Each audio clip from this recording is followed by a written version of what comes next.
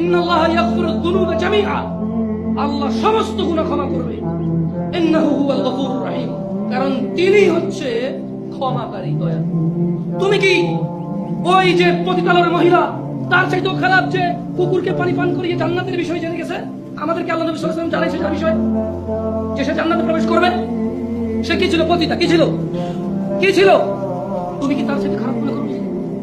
যে আল্লাহ পতিতা কুকুরকে পানি খাওয়াইলে সন্তুষ্ট হয়ে জান্নাত দেয়, যে আল্লাহ 99 জন লোককে হত্যা করার পর যে বলছে ক্ষমা নাই তাকে হত্যা করছে, এরপরেও মনের ভিতরে কেমন জ্বালা যন্ত্রণা যে আমি কোথায় গেলে মাপ পাবো, কেমনে আমি মাপ পাবো, এই যে মনের ওর এই যে দ্বিধা দ্বন্দ্ব যে আছে, তো একজন বিচার করে ফেলবে মাপ না পাইলে কি হবে, কে করবে না?